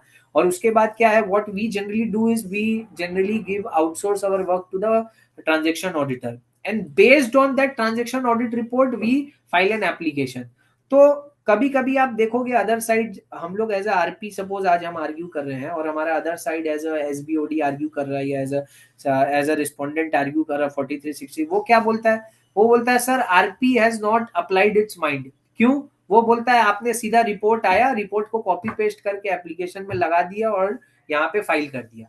So at times you will find that these arguments are given by your other side. So that is the reason यहाँ पे there are some more burden or maybe some more legislative mandate which will be there and introduced in the RP कि आप और उसके अंदर deeper search करिए, to conduct a deeper search so that more investigation can be done, forensic investigation can be done by the RP itself. वो जो transaction auditor के साथ कर रहा है वो तो करेगा ही, but to apply its own mind further into that, so that there is more cream which is available with respect to the avoidance transaction. Now further what they have asked is with respect to the access enhanced forensic audit capabilities through coordination with the RBI and ED. तो अगर RBI and ED से coordination रहेगा तो forensic का angle जो है निकल के आएगा, because ultimately the forensic word brings in the mains Riya, because in the forensic audit what we see is what is the intention, whether the intention was to deceive the corporate debtor to siphon off the money, to unlawfully take advantage or gain out of it. तो इस angle में work करते हुए they have given they are planning to give more empowerment to the resolution professional, so that the robust investigation can be done by the RP as well with respect to the undervalue. अब now there is also a judicial responsibility which is given. अब RP के ऊपर में तो दिया ही है, अब judicial responsibility what they are going to give is the NCLT must adjudicate existing legal provisions related to avoidance transaction, particularly this petition, without undue delay. तो ऐसा देखा गया है, और देखा क्या गया ऐसा है, मोस्ट ऑफ द केसेस में you will find plan approve हो गया है, एप्लीकेशन PUFE पेंडिंग है और वो कैरी फॉरवर्ड हो रहा है, या तो प्लान में लिख दिया है कि फाइनेंशियल क्रेडिटर विल कैरी, या तो SRA विल कैरी, या whatever. So that what is the fate of that application, nobody knows, and because of the pendency it is going on. So this particular applications are negated. Basically हम देखें तो ये जो application है ये back burner में चला गया था, ये नेगेट हो गया था. So now they are trying to bring it to the light कि ये जो एप्लीकेशंस है without undue delay, in fact NCLT is also casted with the responsibility to deal with this particular applications. क्योंकि बेसिकली क्या है, ये जो करंट डिले हो रहा है because of this particular neglection of this particular IA is ultimately affecting the value of the corporate debtor. So that is the reason this legislative mandate and the judicial responsibility is being brought both to the RP as well as to the adjudicating authority, so that these applications are given the preference. The committee pushes for legislative amendments granting RP formal investigative powers, moving the profession towards proactive asset recovery rather than reactive documentation. तो वो RP का role एक documentation work नहीं कि बस हम application बनाए और फाइल किए हो गया, उसको एक प्रोएक्टिव एसेट रिकवरी के तरफ वर्क करना है, so that there is a proper realisation, proper clawback. The word used is the proper clawback process, मतलब आप वापस से पंजा मार के उससे लेना क्लॉबैक. तो that is the thing which has been proposed to introduce in the legislation. So now coming back to the I think Rajiv bhaiya, I have time na abhi to bahut. Yeah. Continue. So then this PPIRP for the MSME, we everybody know that this particular framework which was brought in has not seen much light of the day and was also not so encouraging. आप अगर figures देखोगे तो जैसे मैं आपको बता रहा था कि 2 या 3 मैटर है, उसमें से एक में तो मैं कलकत्ता में पार्ट ऑफ हूँ. आई वॉज फॉर्चुनेट कि एक पहले मैटर में I was part of that PPIRP. और अभी एज ऑन डेट का फिगर्स देखोगे तो only 14 applications admitted with just 8 approval resolutions as on 31st of 2025. तो ये एक क्या है, वन ऑफ द रीजन जो आप देखोगे कि PPIRP फेलियर का, because application process is too complicated. अब क्या रीजन है, कॉम्प्लिकेटेड प्रोसीजर है, लोग क्यों नहीं जा रहे PPIRP में, बैंकर्स क्यों नहीं जा रहे हैं. तो एक क्या रीजन है, बिकॉज लो यूजेज क्यों है. PPIRP जो ये एक फ्रेमवर्क है, what is the reason for low usage of this framework. Why? Because the admission process is too complicated. Now MSME don't have enough cash to manage the process. आप PPIRP में तो चले गए, अब मेरे केस में भी जो मैं एक हैंडल कर रहा हूँ वहाँ पे PPIRP में तो they very happily the management went, but अब उनके पास RP को, the process operator को पैसा देने के लिए ही नहीं है. And now no RP is keen to take the job and responsibility from the adjudicating authority as well. So 2 or 3 of the IPs have given up because of that particular aspect. So this MSME don't have enough cash to manage that. And now there is a lack of expertise, MSME lack of expertise as well, क्योंकि जो MSME है उनके पास lack of expertise है to run that particular process, क्योंकि थोड़ा complicated है process में, because जितना जैसे CRP स्टार्टिंग में था उतना लीगल डेवलपमेंट्स, इंटरवेंशन NCLT का, सुप्रीम कोर्ट का अभी तक इस प्रोसेस में हो नहीं पाया. तो it is a little complicated procedural setup, but in due course, as the progress, as the PPIRP is more advised or maybe more used, so there will be more evolution in this particular PPIRP mechanism. So now what committee has proposed, क्योंकि ये इसका बहुत लो take up था, as you can see it was very low take up framework. So now what the committee has proposed? The committee has proposed to simplify the PPIRP procedure to make it easier for distressed MSME company to use it. एक तो इसका procedure को और simple बनाने के लिए, क्योंकि आप देखोगे अगर वो सेक्शन 54 लॉ पढ़ोगे वो थोड़ा सा कॉम्प्लेक्स है, तो उसमें क्या है, जो फाइनेंशियल क्रेडिटर है उनका जो ट्रस्ट का डेफिसिट है, थोड़ा वो ट्रस्ट हो नहीं पा रहा है, तो that is why they are preferring an alternate route. वो क्या है, सरफेसी में चले जा रहे हैं, they are going into the DRT, they are using the other recovery module. So to make it more trustworthy, the recommendation is to make it simpler and increasing the awareness. So that is also missing. ये जो awareness है regarding the PPIRP, that is also missing. So the committee has also proposed to increase the awareness about the PPIRP so that more business understand it, कि ये PPIRP is for their advantage, how to facilitate a timely resolution to the PPIRP unlike that of the CIRP. तो ये सारे चीज को promote करना है, इसको अवेयर करना, so which they have provided for. And then providing incentives to encourage the MSME and bank to adopt PPIRP. So some sort of incentives will be provided. Let's see what sort of incentives will be there. They are blank about the incentive. They have just mentioned that there will be some incentives will be provided to the MSME and the banks to adopt the PPIRP.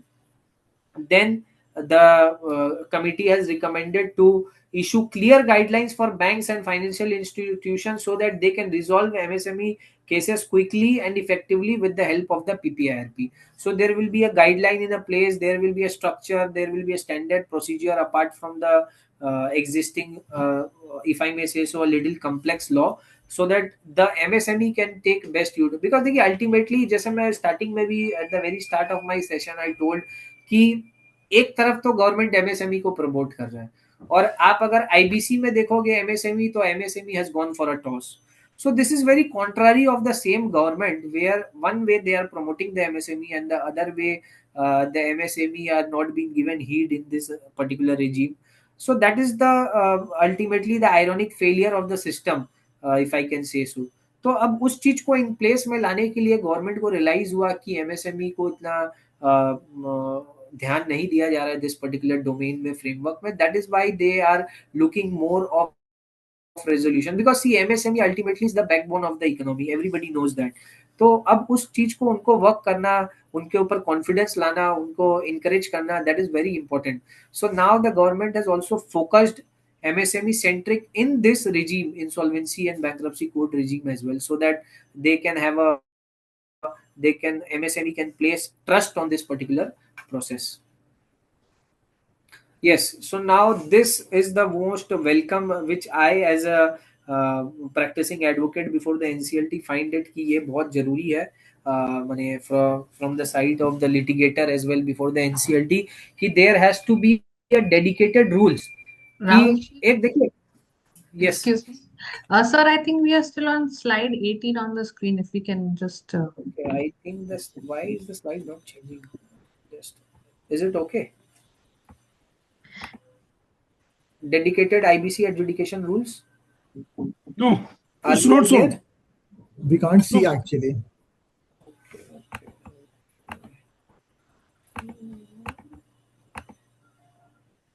Is it? Yes. Yeah. Page 21. Yes. Yeah. तो ये अब क्या, from the point of view of the practitioner before the NCLT, most probably आप देखोगे NCLT जब बना था, जो NCLT rules है, ये more of companies act driven है. Everybody will agree, क्योंकि उस समय तो IBC का वो था ही नहीं कोई, जब NCLT rules frame हो रहा था.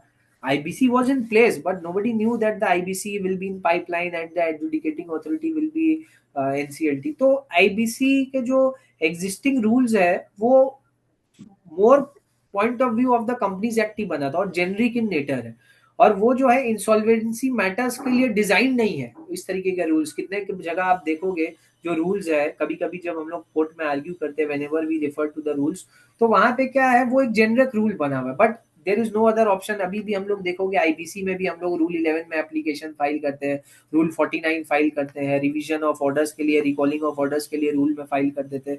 तो अब क्या ये सब चीज आईबीसी या इंसॉल्वेंसी मैटर्स में है या नहीं है, I am not going into that अभी, बट मैं बता रहा हूँ वो जो रूल्स है that was general in nature companies act point of view, और there was a missing of insolvency matter related specific rules to guide the adjudicating authority. तो ये क्या था, there was a causing of confusion and there was a judicial inefficiency also involved because of the this ambiguity in the procedural rules. So this was identified by the IBBI, by the committee. And now what impact this procedural ambiguity had? The delay. अब हर चीज आप देखोगे, यहाँ पे आप देखोगे कि जो जो एरियाज को दे रहा 17 paragraphs which has been observed and recommended by the IBBI, तो वहां पे आप देखोगे हर चीज जो है अल्टीमेटली डिले कर रहा है, हर चीज जो है अफेक्ट कर रहा है टाइम बाउंड मैनर को एवरीथिंग थोड़ा थोड़ा करके अब आप देख रहे हो ना, इतनी सारी प्रॉब्लम है जो हम लोगों ने अभी तक डिस्कस किया। अगर हम लोग जस्ट 2 मिनट में ब्रशअप करूं अगर उस चीज को, बैकलॉग्स है, जुडिशियल कैपेसिटी है, पोस्ट रेजोल्यूशन प्लान चैलेंजेस है, then we have a creditor realisation asset valuation वाला पार्ट है, then we have a integrity of the process है, पीएमएलए है, then we have a home buyers right है। तो अगर ये सब थोड़ा थोड़ा भी कंट्रीब्यूट कर रहे हैं आपको डिले करने में, तो आपका प्रोसेस तो डिले होगा ही ना। तो दैट इज द रीजन, अगर एक केस में सारी चीज आ जाए, ईडी भी आ जाए, पीएमएलए भी आ जाए, क्रॉस बॉर्डर भी आ जाए, then we have a home buyer as well भी आ जाए, then you have siphoning of funds, अगर पीयूएफई भी आ जाए, तो आप सोचिए आपका तो डिले होगा ही ना।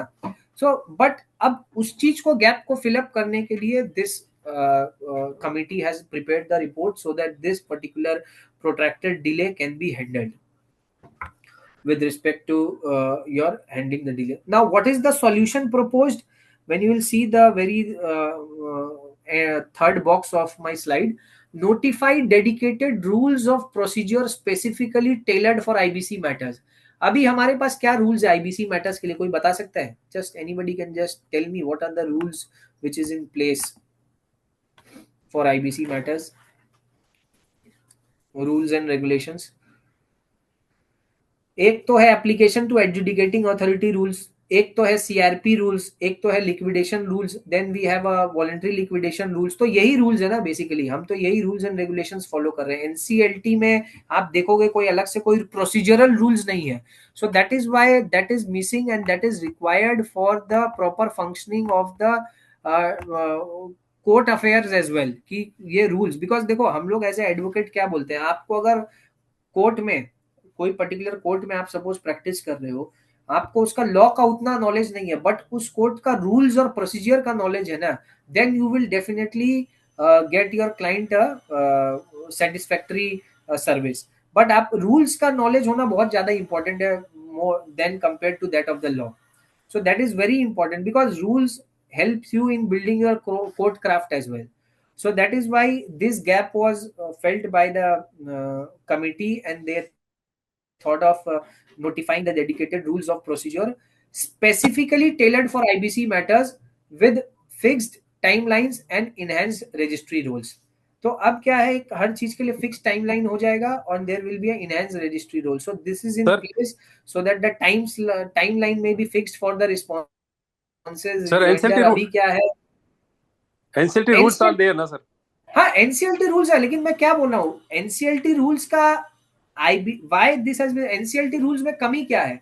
एनसीएलटी रूल एक जनरल रूल बना हुआ है, that was drafted eight that point of time keeping in mind the companies act, but what we are dealing here is the insolvency matters, what we are dealing here is with respect to this particular matters.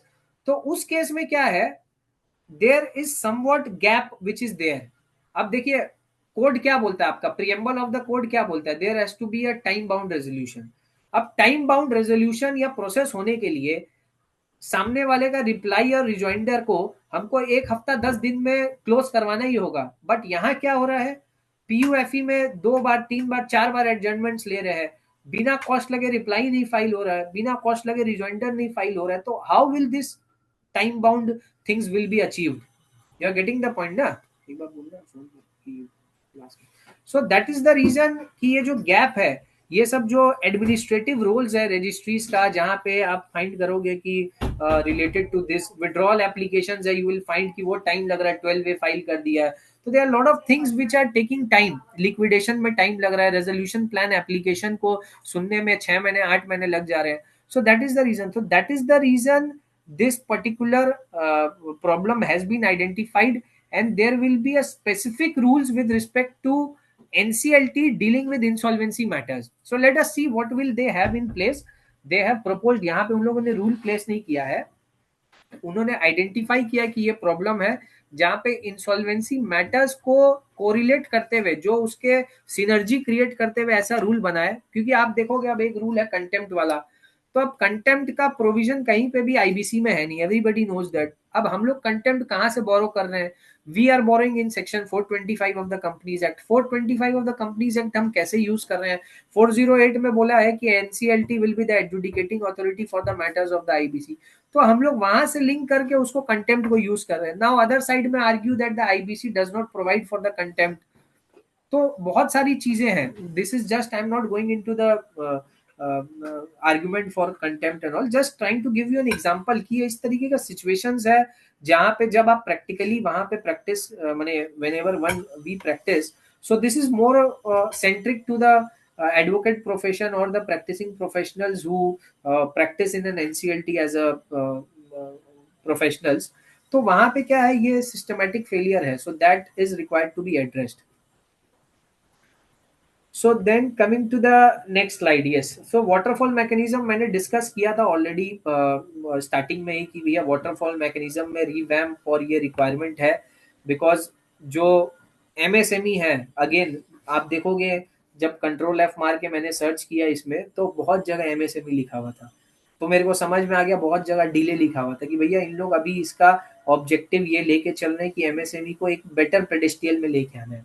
तो अभी क्या है, waterfall mechanism आपको defines the critical hierarchy of the claims during the liquidation. अब everybody knows that the MSME is the backbone of the country. And what is the priority under section 53? सबसे पहले secured creditor, उसके बाद second tier में आता है financial creditor which are other than the secured creditor, and then the operational creditor which is at the lowest of the priority. Mostly the MSMEs are there. अब इसको कैसे ठीक किया जाए? This prioritization result in minimal recovery for the operational creditor who typically receive little to nothing after secured and financial creditor. So this is acknowledged by the committee in its report as well. So now they are trying to handle this particular situation. Now how they are, what are the consequences with respect to this? Economic impact. MSME are the critical contributors to the economy. अब जब उनको growth नहीं मिलेगा, they are not getting their money back. So this will ultimately impact the GDP of our country.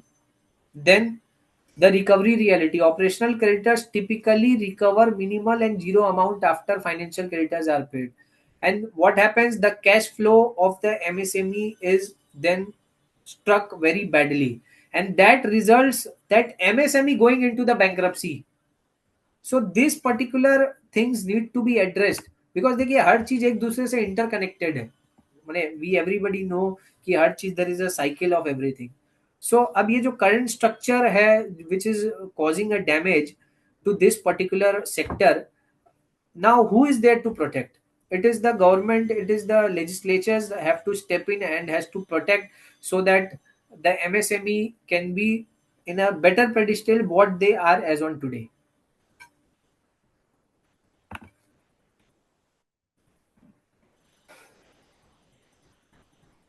So now what report has said, अब report ये direct किया है, report has straight away said कि आप जो है MSME को direction दिया है to study the consequential effect. यहाँ पे कुछ उन्होंने प्रपोज नहीं किया अभी इस MSME और जो 53 वाले पार्ट को लेके. there is a clear direction to the MCA and the IBBI to conduct a comprehensive study. This study will examine the consequential effect of the waterfall mechanism specifically from the MSME and their role as a specifically. तो अभी जो अब आने वाला है उसमें तो MSME को लेके नहीं मिलेगा, but there is a working which is already being started, or the MCA and IBBI is directed to work in this particular angle so as to safeguard and promote the interest of the MSME. So maybe in near future, 1 year down the line, we'll find something there. Some proposed amendments will be there based on the finding of the MCA and the IBBI, so that some balance can be achieved between the financial creditors interest and that of the MSME, so that the economy as a whole can be saved.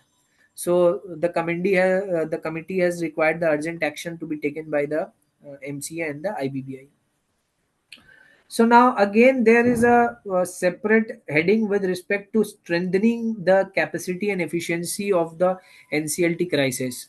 तो अभी आप देखोगे जो previous resolution time है, basically 674 जो resolution time the company is taking, and in 24-25 it has gone to 853 days, 27% increase in the resolution time from that of the thing.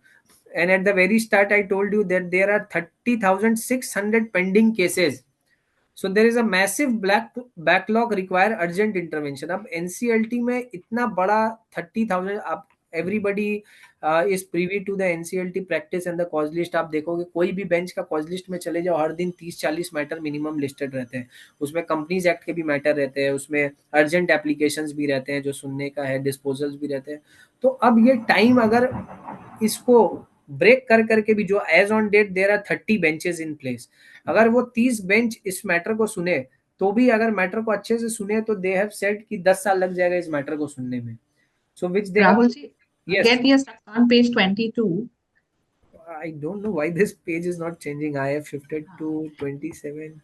And one more thing I'll just request in is that simultaneously we can have it is open for question answers. Rahul ji, I'm sure that'll be okay, right? Yes. So So that we is are okay. open to Q&A right now. So all the participants who want to ask questions can either put it in the chat box or ask directly by raising hand.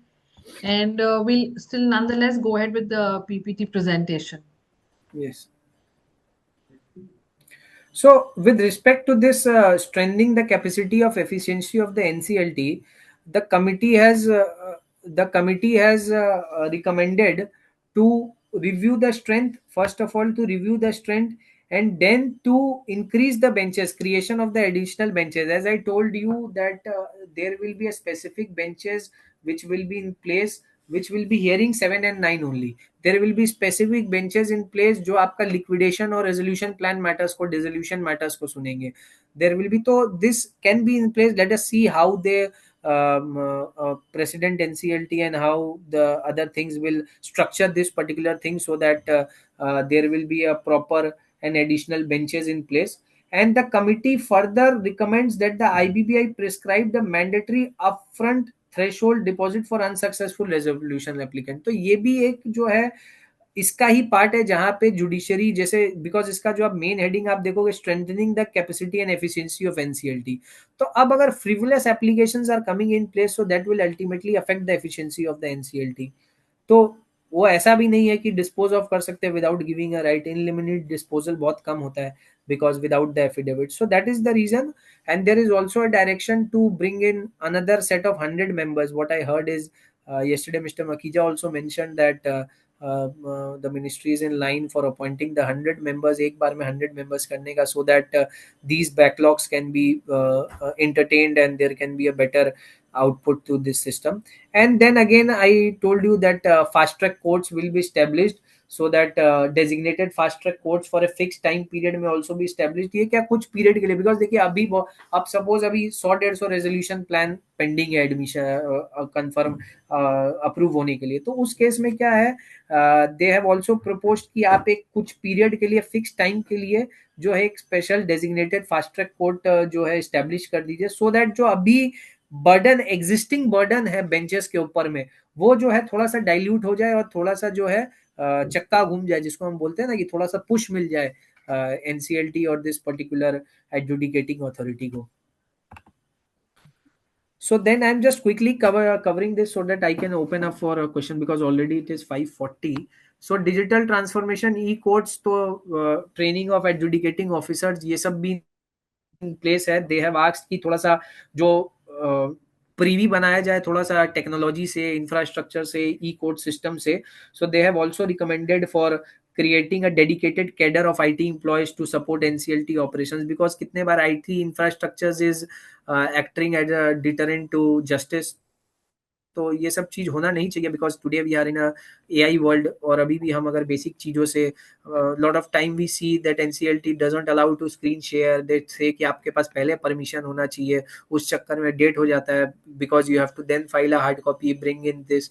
Because अगर virtual system है तो there has to be a option available so that the documents can be shown online. So that depends upon the call of each and every member. Bench to bench vary karta hai, but I think there has to be a standard practice across all the NCLT, because I as an advocate, whenever I travel to different places, I find there is a different set of practice procedure is adopted by different NCLTs. So that also is one of the reason where the matters are adjourned, the dates are being given and ultimately causing the delay. So something uniform has to be done so that this technology infrastructure can also be handled across all the NCLT benches in our country. Then I'm just quickly closing. एक insolvency bankruptcy fund है, so they have just said that this fund was unattended for the last 6 years. तो इतना दिन इन्होंने कभी ध्यान भी नहीं दिया, कभी उस पर फोकस नहीं हुआ, though it was there in the law itself. But right now the government has proposed that to take full use of this fund. This is a reserve full of money, so that there has to be the contribution. अब इसमें ये बोला है कोई क्यों contribute करेगा. So they have asked that whoever contributes, there will be some incentives which will be available to that particular person for contributing that particular thing. So maybe we can see that the whenever the cost is imposed by the adjudicating authority, they will be given to this fund, and this fund will have a proper utilization, so that cases where the debtor did not और could not contribute. बहुत सारे situation में होता है जहाँ पे corporate debtor contribute नहीं कर रहे, सीओसी मेंबर भी नहीं है, COC is not filing the claim in the liquidation stage. बहुत सारा देखा गया सीआरपी के बाद लिक्विडेशन स्टेज, बिकॉज उनको लगता है पार्ट हो जाएंगे तो फीस देना पड़ेगा. तो उस केस में क्या होता है कि वो ultimately the process is hanged. तो अब उसमें फंडिंग भी नहीं है, because if there is no fund, no petrol in the car, then how will the car run. So ultimately for the resolution professionals, if there is no fees, no funding is available, how the process is going to run. So I think this setting up of the fund and fund to already hai, but now strengthening this will help in funding this particular shortages which was there. तो ये सारे चीज़ों को इन्होंने propose किया है कि fund में to help reduce the fund भी immediately operationalized. The committee recommends that the ministry must ensure that the fund is suitably utilized for enhancing the human resource and efficiency of the NCLT and that of the NCLT, and to help the corporate debtors. So let us see what rules which they will be coming in place for utilizing this fund. And then the last thing is about the conclusion, the call to action. If we can, I can just sum up. Judicial mandate, scale up the NCLT, MSME protection, technology integration, then the resource mobilization so that the fund can be in place. So this is all about. I think there are certain more slides, but this will be little repetition. So I'm just avoiding this. We can, by the time we can keep it up for question and answer. I think, hope that is okay, Rajiv ji. Namrata, please proceed. Yes. So we are open to question and answers. So anybody can please come up or raise your questions, put it in the chat box. Rahul ji is right here. We can. So primarily, first of all, the question that has gone just when we started is that, is the report available? Where is the report available? Yeah, and of report course, is available in the Sansad website, because in fact, as I told you that I had to also search a bit for the report, since yesterday only we finalized this topic. So I had gone through the report in detail. So if required, I'll share it to Rajiv ji so that he can spread across the WhatsApp group as well. So I'll just show you the face of the report, because I have not shown that report as well. Just give me a moment. Just click through. I'll just show. Just give me a moment. I'm just screen sharing it. So report and your PPT would be great help if we can have both from Rajiv sir, and then yes. Is the report visible? Not No, yet. at all. Okay. Entire screen. Yes. Can you see Yeah. now? Yeah. So now this is the report as we can see. अभी मैं थोड़ा सा आपको report जैसे मैं आपको starting में बताया, यस ये देखिए ये है report standing committee on finance 18th Lok Sabha ministry of corporate affairs as you can see review of the working 28th report and just एक मैं फटक से इसको स्क्रॉल कर देता हूँ, एक बार इंडेक्स दिखाता हूँ। जैसे ये नरेशन एंड एनालिसिस जैसे मैं आपको बताया था, ये क्या एविडेंस स्टेज है। अब एक कंटेंट मैं आपको दिखाता हूँ कि आपको रिपोर्ट के ऊपर ट्रस्ट के लिए कि भैया रिपोर्ट में जो बोला है उन लोगों ने देखा है।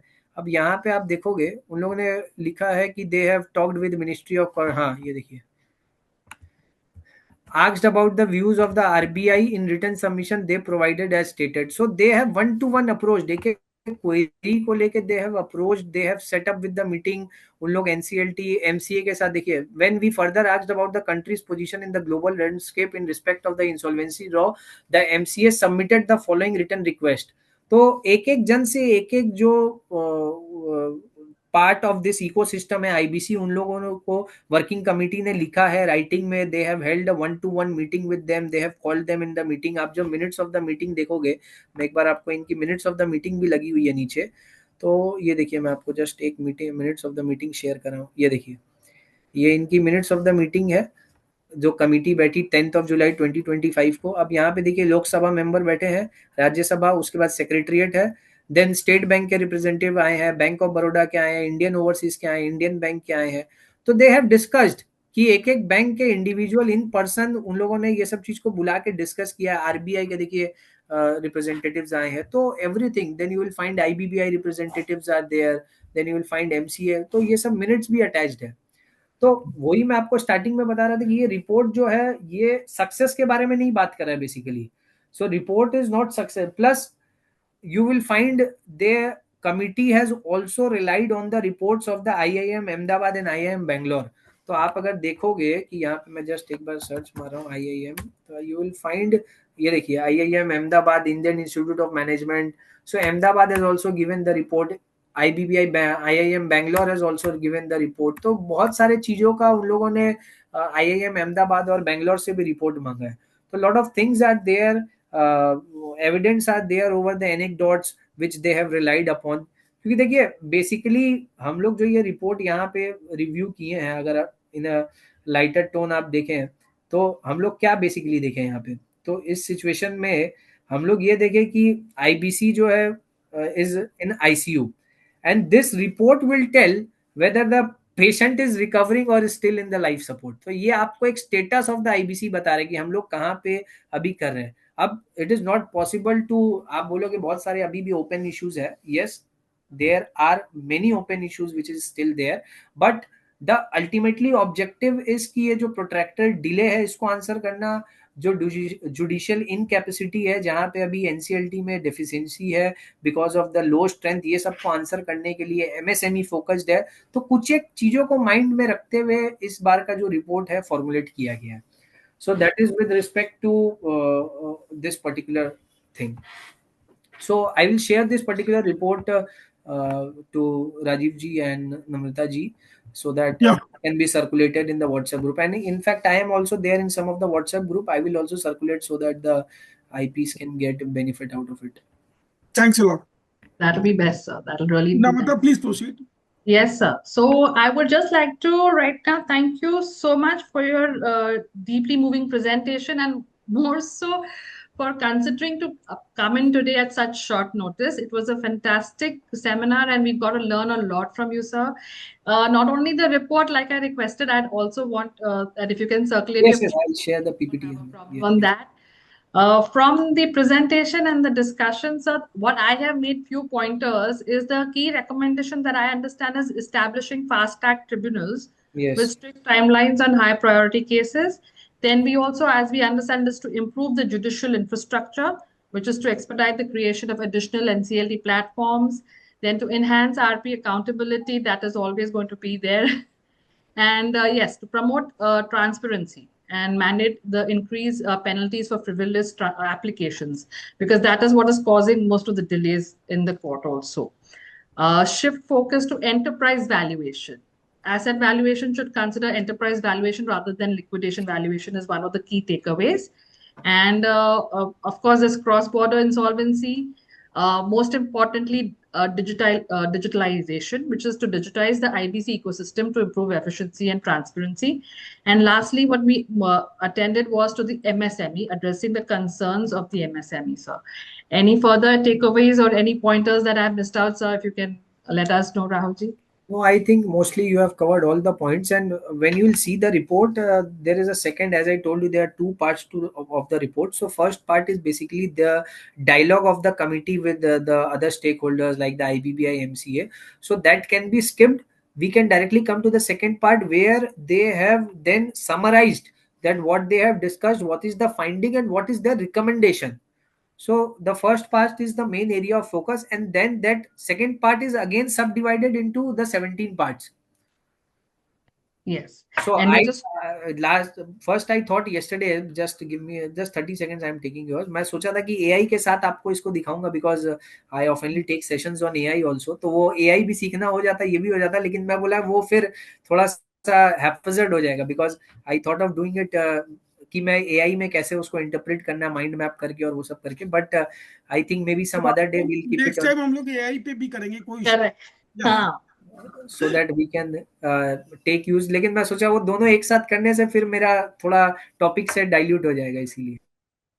But sir, that will be really good help, like Rajiv ji said. So we have to really get AI into, because हमें भी समझना है how to operate, how does it work, what do you all really look into the AI where lot of things है, there बहुत सारे चीजें हैं जहाँ पे आपका जो इनइफेक्टिव आवर्स है, आप बड़े बड़े, because we deal with lot of briefs, अब बड़े बड़े 4 वॉल्यूम 5 वॉल्यूम में है. So I will just maybe showcase someday how to scrutinize this lengthy document so that we can have a summary and gist, because whenever we often go to briefs the advocate, तो वहाँ पे क्या बहुत सारे list of dates और वो चाहिए होते हैं. तो that I will try to maybe someday later on, maybe next month or somewhat, we can try to give that idea that how insolvency professionals can take use of the AI in their profession. And so most importantly nowadays तो वो भी हो गया है, use of AI, not misuse of AI. That is, of course, the ethical use is always there.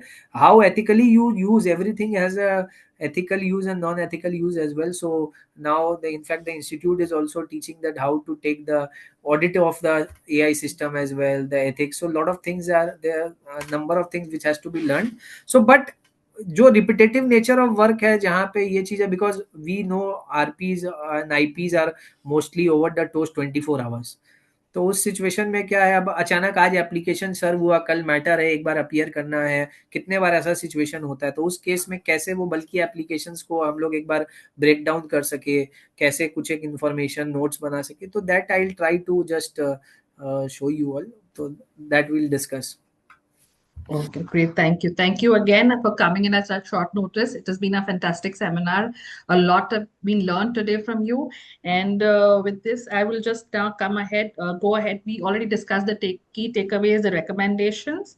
It is now my pleasure to announce that IPNet North will be taking the next Saturday seminar 4 to 6.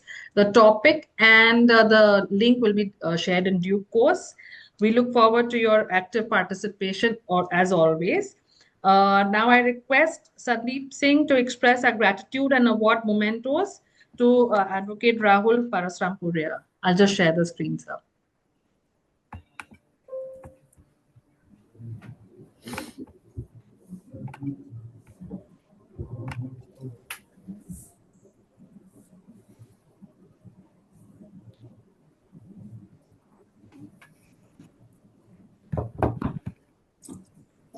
Rahul ji, a good friend of mine, please accept a small token of appreciation from our end. It's my pleasure to accept it from Sandeep bhai. So, the hard copy of the memento will be shared to your office at the earliest. Thank you so much for coming. Thank you, Namrata ji, thank you, Rajiv ji, and thank you, IPNet, for giving this opportunity. Yeah, next is Namrata ji. That I will take from both Rajiv sir and Sandeep. Yeah, it's better Rajiv sir to give. No, both. Acha.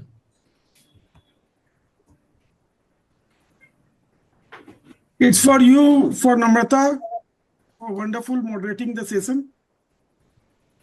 Thank you so much, sir. I'm You are, stopping. And It's have, always a pleasure. yeah, Thank you are you. a champion as always. So keep motivating, keep enriching everyone. Thank you. Thank you so over much. to It means Namrata. a lot. Thank you, sir.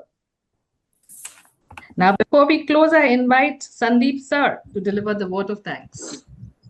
Good evening, everyone. It gives me great pleasure to welcome you to the 63rd edition of IPNet webinar on the theme Insights from the 28th Standing Committee on Finance Report, IBC Operations and Emerging Challenges. We are honored to have one eminent speaker expert with us today. Mr. Rahul Parashuram Puria, advocate.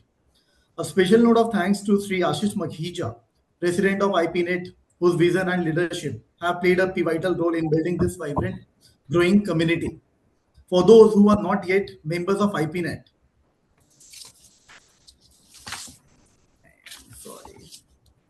good evening, everyone. It is my honor to deliver the vote of thanks on behalf of the organizing committee and all members of IPNet. As we come to the close of this inspiring and enriching webinar, I would like to express our deepest gratitude to all who have made it possible. First, heartfelt thanks to our distinguished speaker, Mr. Rahul Rampuria.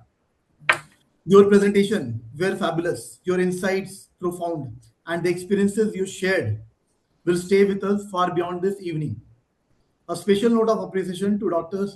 Ashish Makhija, President of IPNet. Your leadership and dedication continue to guide our community forward. Thank you to Ms. Namrata Randheri, moderator, for setting the Q&A session so skillfully and bringing clarity to our discussion. Once again, Ms. Namrata, our anchor, your warmth, grace, and professionalism have truly elevated the session. We are deeply grateful to the transition team and all our technical support staff for ensuring that everything from sound, visual, and connectivity worked flawlessly behind the scenes. To every participant here, your engagement, questions, and presence have given life and energy to this webinar. Your involvement is what makes IPNet's mission meaningful. Today's event has reinforced that when knowledge, wellness, and professional commitment come together, stronger minds lead to better resolutions. Thank you all once again. We look forward to meeting you at our next IPNet webinar.